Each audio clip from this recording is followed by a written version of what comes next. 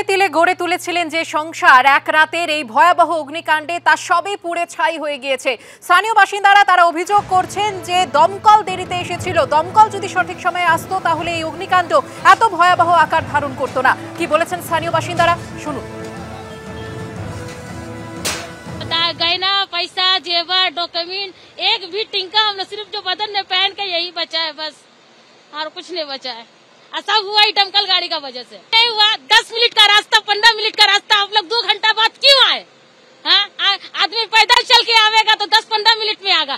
आप मालिक तल्ले से हाईएस्ट कितना दूरी का रास्ता में बताइए, आप लोग कितना दूरी का गाड़ी में आएंगे तो हाईएस्ट 7 मिनट में आएंगे, 10 मिनट में आएंगे।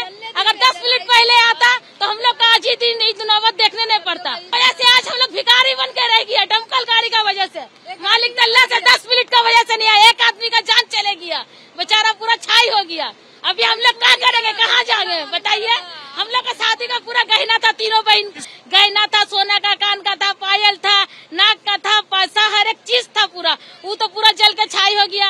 जो भी प्लस पैसा था मेरे लोग का पास वो भी जल के छाई हो गया, डॉक्यूमेंट था मेरे लोग का वो भी जल के छाई हो गया। हम लोग का पास अब कुछ नहीं बचा। ঘন্টা পরে এসছে এখান থেকে মালিকতলা কতদিন ফায়ার ব্রিগেড আসতে গেলে যদি হেঁটে আসে ওরা 10 থেকে 15 মিনিটে চলে আসবে, কিন্তু ওরা 1 ঘন্টা পরে গাড়ি নিয়ে এসে আমরা কিচ্ছু বের করতে পারিনি, আমাদের সব পুড়ে গেছে।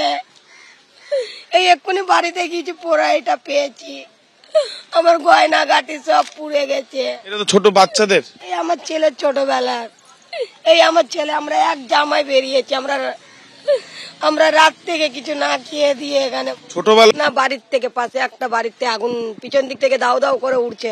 এরা পানি মেরে না, পানি মারিনি, এরা পেট্রোল মেরেছে, পানি মারলে আগুন নিভবে। ওরা বলছে আমরা 10 মিনিটে এসছি, তোমরা যদি 10 মিনিটে আসবে 10টা ঘর পুড়বে, 100টা ঘর কি করে পুড়লো তোমরা? ওরা আমাদের মিথ্যে বলছে, বলে না না আমরা 10 মিনিটে এসছি, তোমরা 10 মিনিটে আসলে 10টা ঘর পুড়বে না।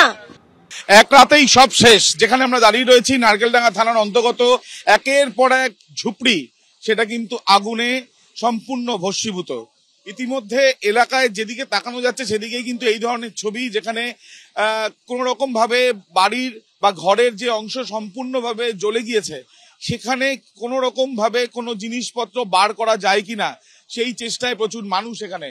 এবং যেটা দেখা যাচ্ছে যে হাবিবুল্লাহ মোল্লা নামে এক ব্যক্তি ঘুমের গভীরে, কারখানাতেই ছিল ঠিক পাশে, ঘুমের গভীরেই তার মৃত্যু হয়েছে। পরিবারের সদস্যরা তাকে পাচ্ছিলেন না। এবার আগুন যখন সেখানে নিয়ন্ত্রণ হয় তখন গিয়ে দেখা যায় যে ঘর ভেতর থেকে বন্ধ এবং তাকে মৃত অবস্থায়। ইতিমধ্যে যেটা দেখা যাচ্ছে যে দমকলের একাধিক ইঞ্জিন এখনো পর্যন্ত আগুন নিয়ন্ত্রণ করার চেষ্টা চালাচ্ছে এবং তার সঙ্গে সঙ্গে এলাকার বাসিন্দারা যারা এখানে থাকেন তারা কিন্তু সর্বস্ব খুইয়েছেন। এখন দেখার বিষয় এই ধরনের ঘটনা এড়ানোর জন্য এর আগে যা যা ব্যবস্থার কথা বলা হয় সেই ব্যবস্থাগুলো কতটা কার্যকরী এই ক্ষেত্রে হয়েছে এবং আগামী দিনে হবে, তার কারণ দেখাই যাচ্ছে যে ট্রাক থেকে আরম্ভ করে ঘর, পাশেই ক্যানেল এবং এখানে প্রচুর দাহ্য পদার্থ ছিল। গতকাল প্রায় 16টি ইঞ্জিন, পরে ইঞ্জিনের সংখ্যাও বেড়েছে।